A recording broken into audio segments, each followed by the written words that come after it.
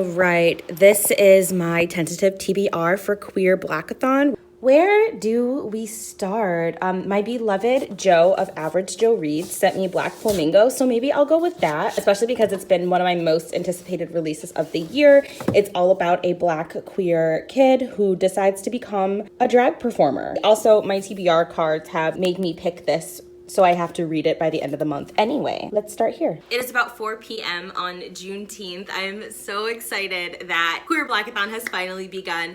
YouTube so kindly shouted out the initiative that we're doing with Queer Blackathon, and I was really, really touched by that. And I wanted to just do a reading update for Black Flamingo. I am flying through this book. I honestly only have about 25% of the book left, and I wasn't anticipating this book to make me as happy as I feel. It literally starts with our protagonist, Michael, being a young child, and this book is essentially snapshots of Michael as he grows up and realizes that he's queer and navigates what it means to be mixed race and eventually a drag performer. And so I'm at the part of the book where he's just now playing with drag, and there were so many little character interactions and one-liners and just different things in this book that have really hit home for me. I come from my own pen, but I see people torn apart like paper, each a story or a poem that never made it into a book.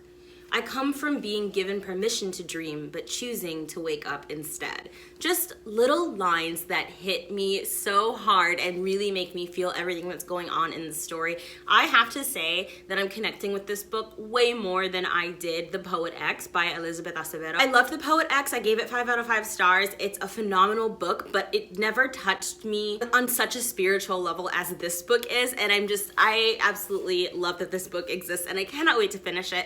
So I think I'm going to do a face mask. It is time for me to put some bentonite clay on my face, and later I'm going to be starting Raising Dion, which is a TV show on Netflix about a Black woman who is raising a young Black boy with superpowers. I've been wanting to watch Raising Dion for years, ever since I first heard about it, and I've just never gotten around to it. So I feel like tonight is a really, really great day to start, and I figured I would do a couple unboxings. I also should say that I am halfway through the audiobook for How We Fight for Our Lives. That is this memoir by Black gay activist Saeed Jones, and I'm absolutely freaking loving it. I haven't read a whole lot of memoirs by Black gay men. I think this is actually my first memoir from a Black gay man, and that's a perspective that I really want to see more in the publishing world and that I would like more visibility for as a whole. So I'm really loving the things that Saeed has to say. Okay, this is... I love opening packages, y'all. Oh my, stop! Yes, okay, so I got this off of Amazon. It is Summer of Salt by Katrina Leno, and it says Saratoga Springs Public Library, so I think somebody literally just sold me their copy of a library book that they stole and just never returned to the library, so... okay.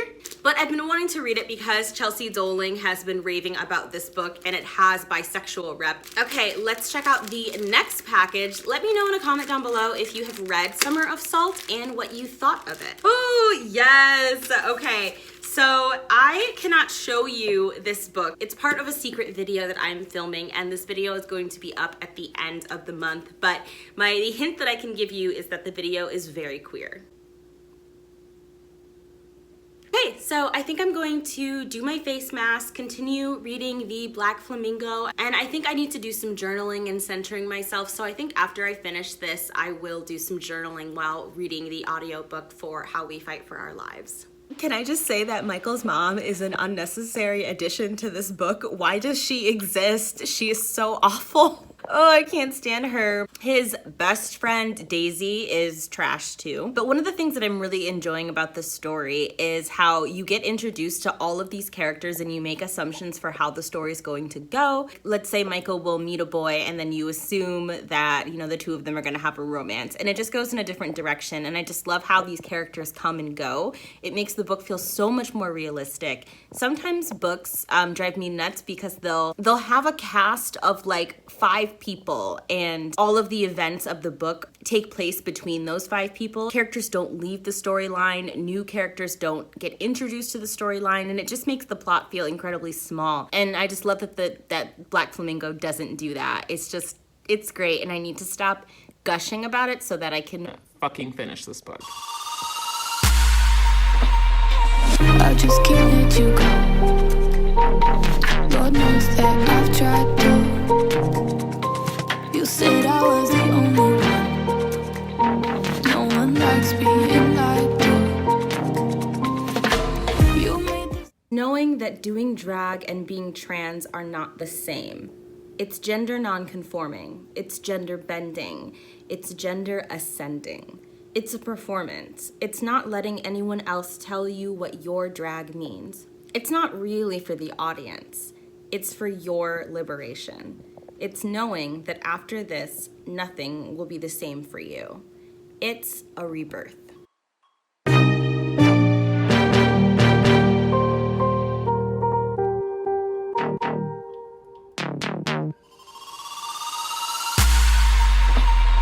I just can't let you go.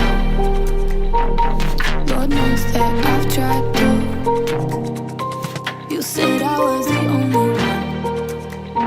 No one likes being loved. Hi. It is now 6 o'clock at night the next day. Oh, I am such a trash can of a human being. Okay, Jesse, you literally had one job. Your one job was to vlog your day from start to finish. I guess that's why I'm unemployed. I just need to clear. I do have an excuse. I spent the entire day yesterday reading. There was literally nothing to update. After I did my face mask and my journaling, I journaled for a couple hours. I had just finished Black Flamingo, which amazing, 5 out of 5 stars. And I was like, you know what, let me put on another Black queer audiobook in order to journal to.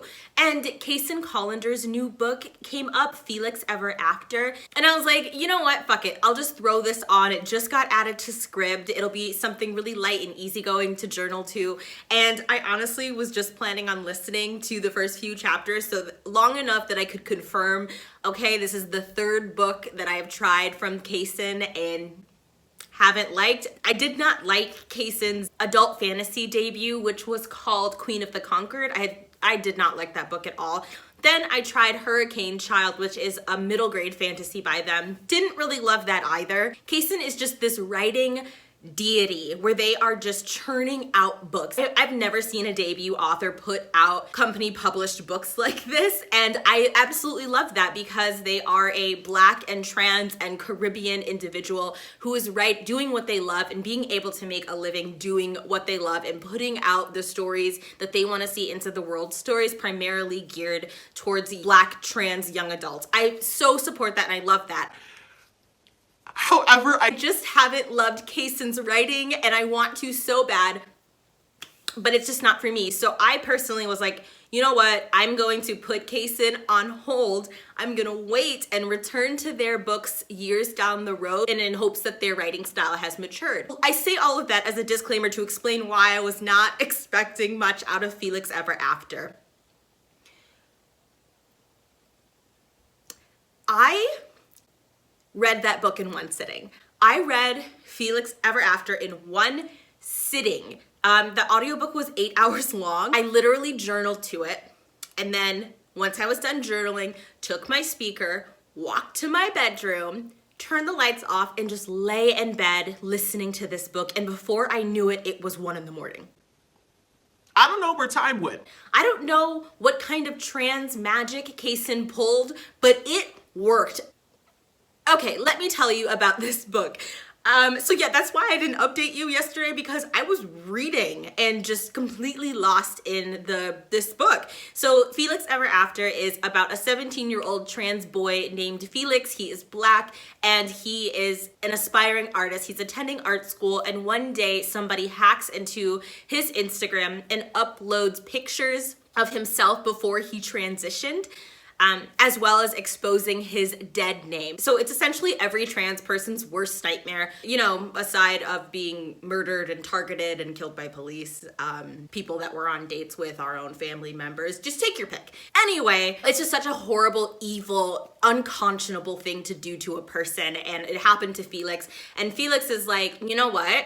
I'm going to get revenge on the person who did this to me at all costs. And so this is a young adult contemporary novel about Felix trying to figure out who did this to him. And as Felix is going through this journey, he realizes that he may be non-binary and is questioning his gender identity. And I just loved that this book talked about a transgender person who had transitioned and was continuing to question their gender, because that's not representation that we get a lot. Questioning your gender, even when you're trans, is often a lifelong thing. I thought the non-binary representation and the trans representation in this book was so well done.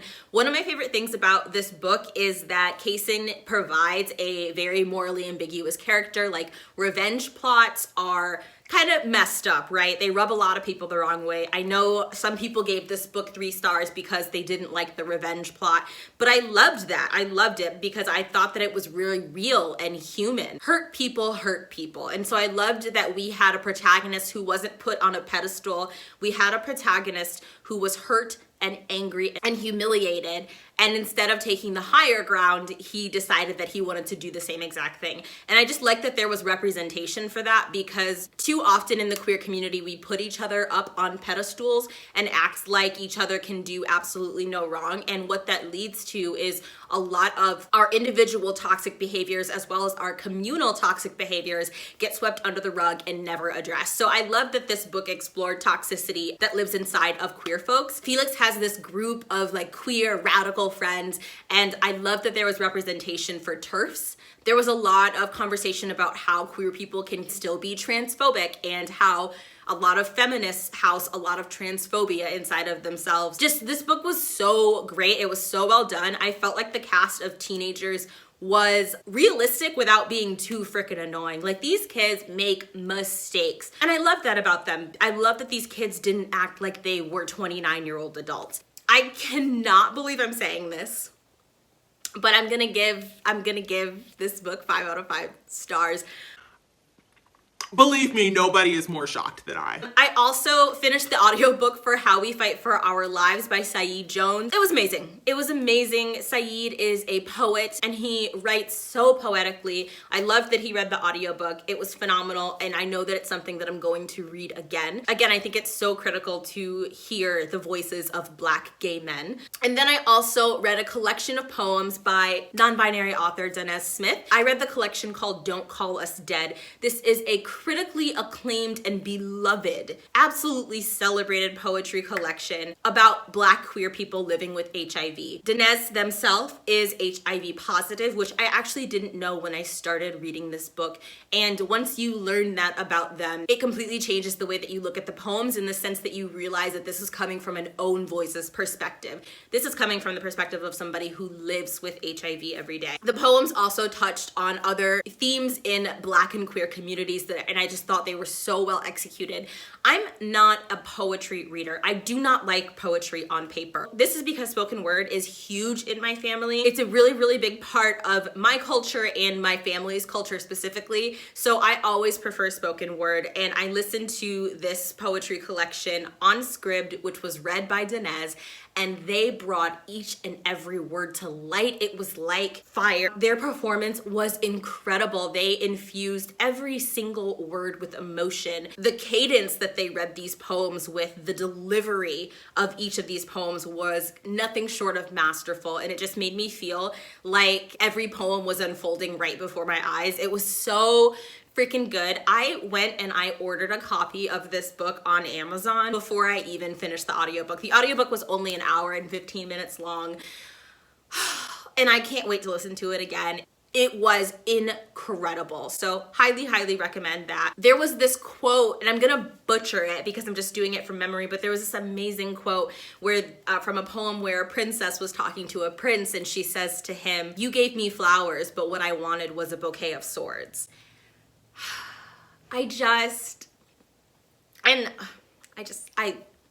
You need to read this book. It's so good. Let's do some unboxings and then I'll pick my next book. I cannot believe that I've already read, is it 3 books? I've read How We Fight for Our Lives, Felix Ever After, and Black Flamingo. So I'm on day 2. I've already read 3 books, and I would like to finish another one today. So we'll see what we can do. It's already 6 o'clock, so I don't think I'll be able to finish a book by midnight, but we'll see.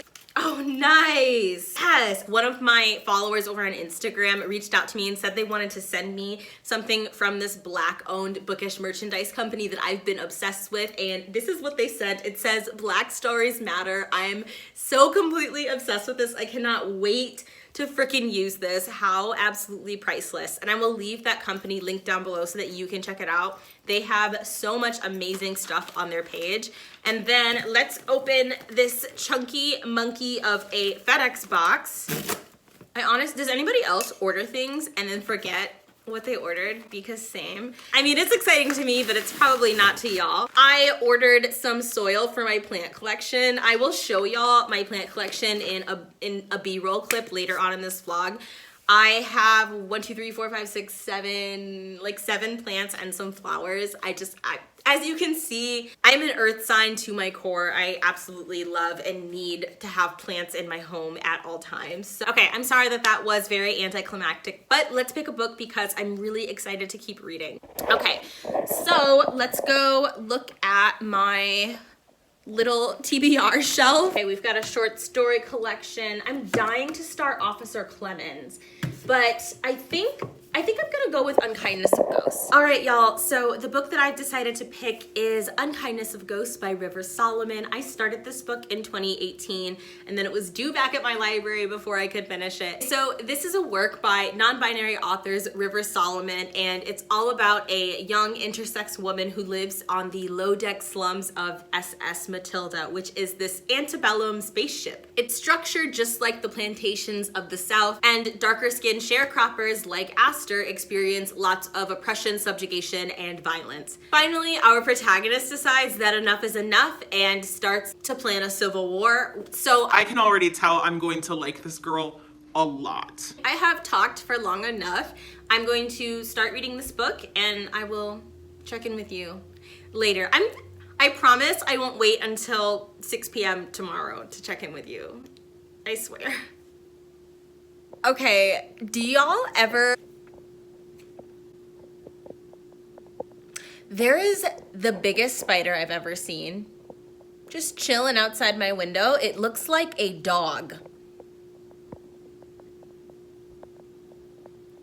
This spider legit just growled at me. Okay, I need to show you guys this spider because it's ruining my life. Look at this thing. Whose dog is this? Bruh. Do you see what I have to live with every day of my life? All my life, I had to fight. I'm moving out of this apartment. He can have it. Maybe it's time for me to be living in my mom's basement, but I sure as hell can't stay here. Anyway, do you ever sit and get ready to read a book and then spend 2 hours scrolling through your phone, doing literally everything else but reading?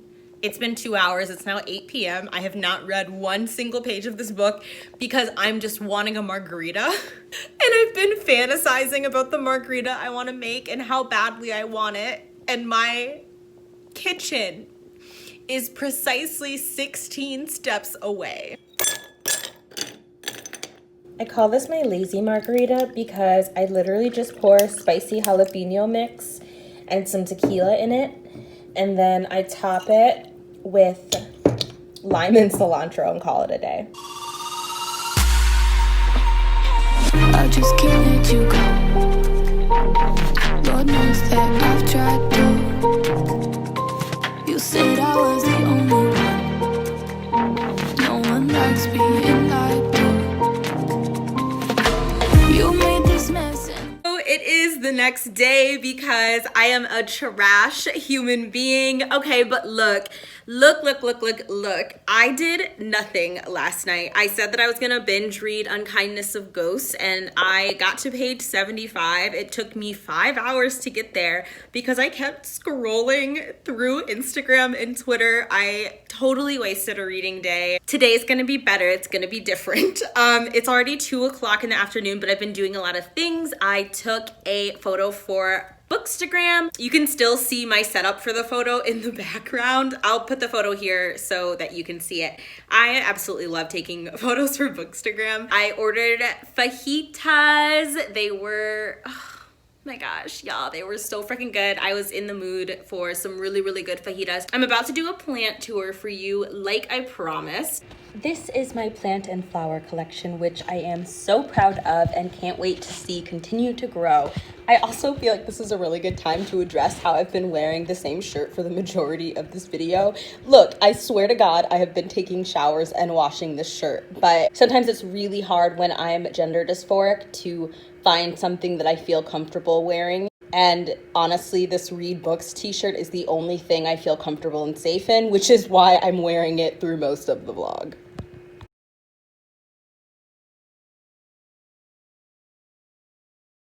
I went to Caribou Coffee and I got a blended treat because I may or may not have a drinking problem. I added 2 shots of Bailey's to it, and y'all, pro tip, instead of making a cocktail, just go get yourself a blended drink from your favorite coffee shop and add Bailey's to it. It's so freaking good. Okay, so we are going to finish An Unkindness of Ghosts today. That's gonna happen. I'm currently on page 113. Let's go see where I'm at. Oh my God, yes, I'm on page 113. So I'm gonna give you a little reading update, and then I'm going to go up to the rooftop to read. It is sunny and windy, and I'm gonna bring some goodies and just go up there and be really cozy. Look, I need to get out of my apartment because there's no way I'm gonna read if I'm stuck in here. There's too many distractions. I wanna give you some preliminary thoughts on this book so far.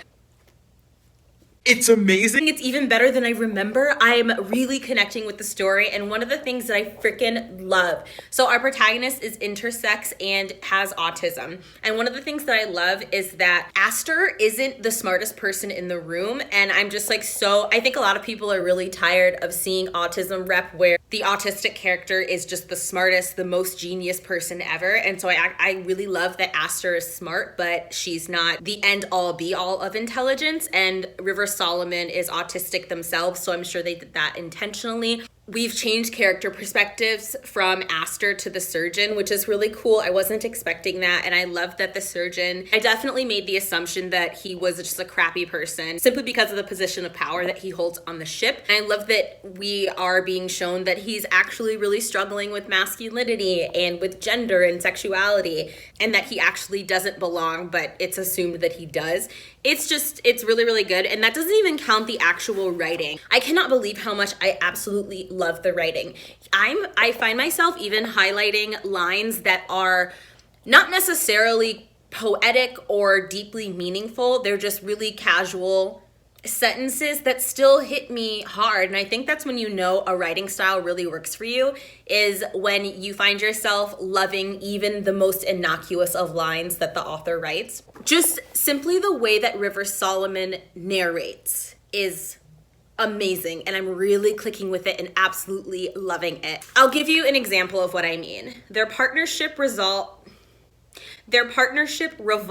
around sewing up each other's various wounds. They'd become intimately familiar with each other's frailties. The lines are poetic without being pretentious, and they're so descriptive without being heavy-handed. It's great. I love the narration. Also, the world building and establishment of the norms and the cultures that exist on the ship is really, really cool. And there's a lot of like really little thematic elements that I'm really liking, a lot of symbolism rather. For example, the ship has decks, and each deck is named after a letter of the alphabet, and the people on each deck pretty much have their own culture and speak different languages, and this is encouraged by the overseers so that they don't have any unity, so that they don't get along, so that they form hierarchies. And that's exactly what overseers and plantation owners did to slaves in the United States. I'm just loving little things like that, little ways that River Solomon is tying this back into African chattel slavery. It's great, and I need to stop stalling and get off the internet and just binge read it. So I have, 300 pages left? How many pages is this? Yeah, so I've got 270-ish pages left. I'm gonna go up to the roof, and we're gonna finish this book. I need to read. I need to stop stalling and go read. Okay, we're gonna get up. We're gonna do this. We're gonna finish this vlog strong. We're gonna finish book number 4 today. I just need to clear my head.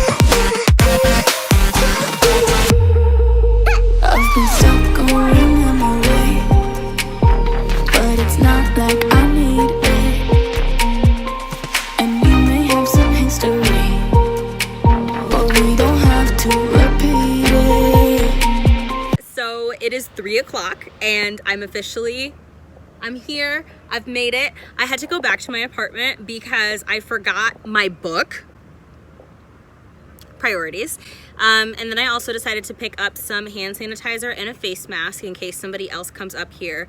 And I was like, you know what, while I'm at it, I might as well bring some margarita stuff. So I brought the ingredients for lazy margaritas, and I'm just gonna sit here and read. I've got my favorite cozy blanket that was sent to me by a friend, my favorite pillow from Ghoul Babe that says R.I.P. I cannot talk. Whatever, I should just stop talking and read. I just need to clear my head.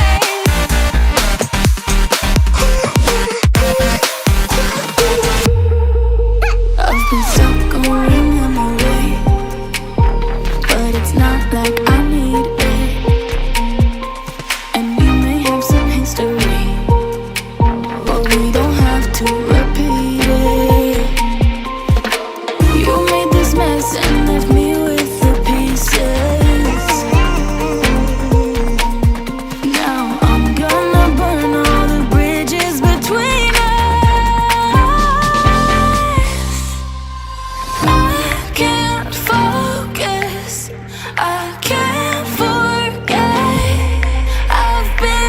I'm up here living literally my best life, and it's starting to rain, and I'm really sad.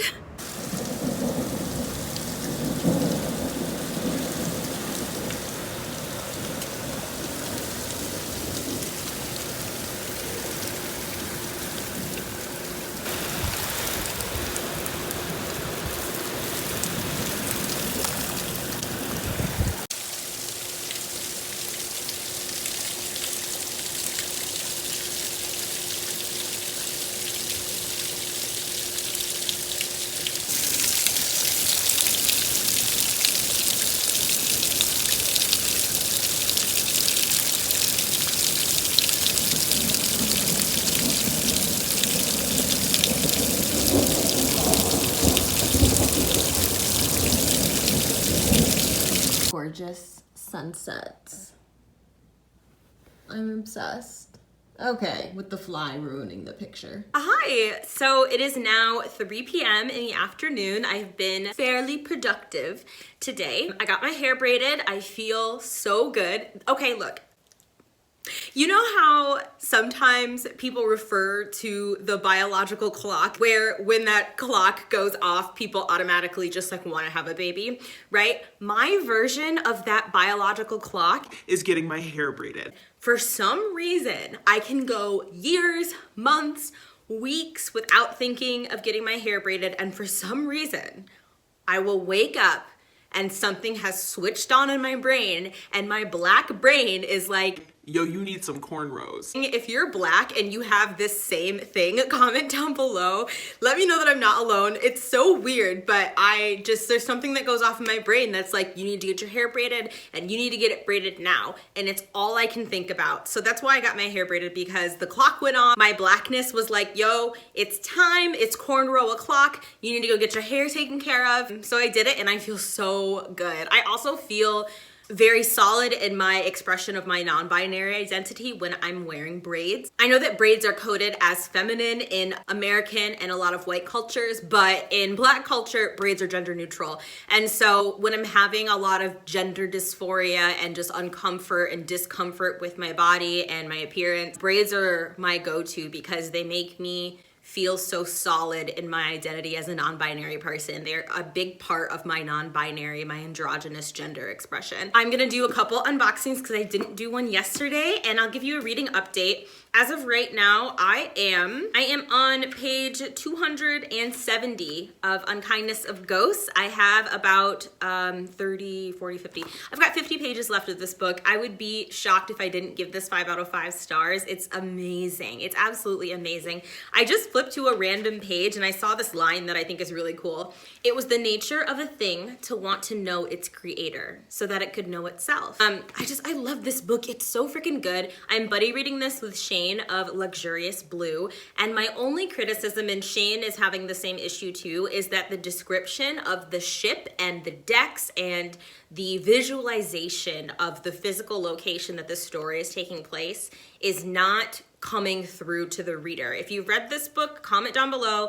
Let me know if you were able to visualize the ship and the decks and the way that the decks move and shift like the stairs in Harry Potter. Let me know if it's just us, but I feel like the explanation of how the ship works and looks could have been a lot more clear. Very, very small point of contention for what is an incredible book. I also want to say that this book has just mind-blowing representation. It has asexual representation, representation for schizoaffective disorder, queer male, gender non-conforming male representation, intersex representation, autistic representation, and non-binary representation. There's just so much rep in here that I started writing it down, and it doesn't feel like River Solomon is just trying to cram diversity into the story. It feels like River Solomon sees the inherent diversity that exists among people and is writing that diversity into the story. A lot of authors will write a couple marginalizations into their stories and just be like, yep, that's all the marginalization that exists in the world. Like, I've got a fat character and I've got a mentally ill character, and that's as far as representation needs to go.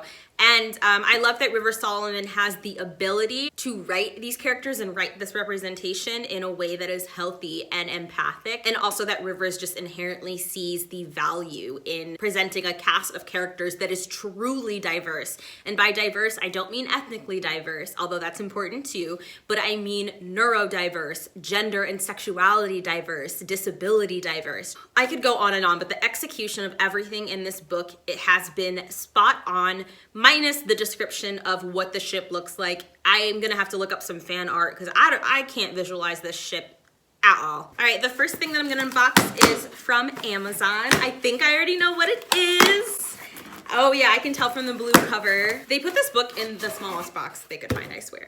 This is Full Disclosure by Cameron Garrett. I have heard rave things about this book. The person who convinced me to finally read it is my beloved Starla of Starla Reads, because she raved about this book, and anytime she raves about a book, gives it 5 out of 5 stars, I automatically have to read it. I have to read it. I do what my queen tells me to do. A black girl living with HIV. She is queer, and the book isn't necessarily about the fact that she has HIV. It's simply just a part of her character. We love to see it. I've heard incredible things about the writing, and I purchased this along with a bunch of other black authored books for, what was it called? Was it called Blackout Publishing or something like that? I forget the name of the hashtag, but this hashtag was an initiative that ran from, I think it was the 15th or the 16th to the 20th of this month, June, where we are purchasing books by black authors to get those authors on the best-selling list. So the best-selling list has been full of black authors, and we're trying to keep that trend going. So I bought a bunch of books for that hashtag, books that I've been genuinely excited about and wanting to read. I'm so freaking excited, and this is one of the top. The next package that I have here, okay, this feels like a book. This receipt and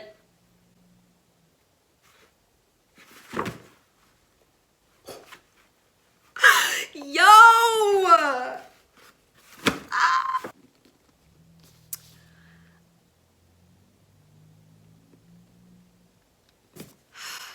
Thank you so much to Brenda and Valerie for sending me a copy of A Song of Wraiths and Ruin, which has been one of my most highly anticipated books of 2020. They sent a note that says, "Hey Jessie, sending love from a queer couple who instantly fell in love with your channel, halfway through the deep now, so we wanted to send you some books in return." I am beyond touched by this support and receiving this book. It means so much to me. I honestly don't know what this book is about because I don't care. I don't care. This is all I need to know about the book. It's a young adult or a new adult fantasy. It's been compared to Children of Blood and Bone, but anytime there's a black magical fantasy, it's gonna get compared to Children of Blood and Bone at this point. Don't care what it's about. It's a chunky monkey. We love to see it. I'm so excited about this. That is going to do it for this update. I think I'm going to barrel through the rest of Unkindness of Ghosts,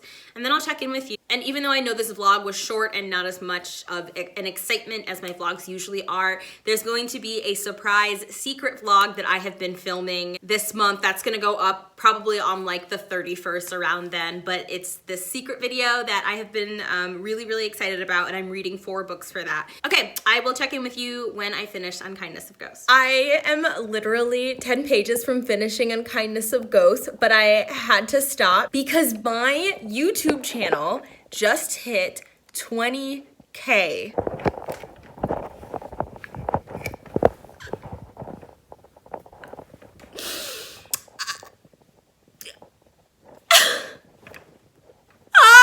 Y'all are the best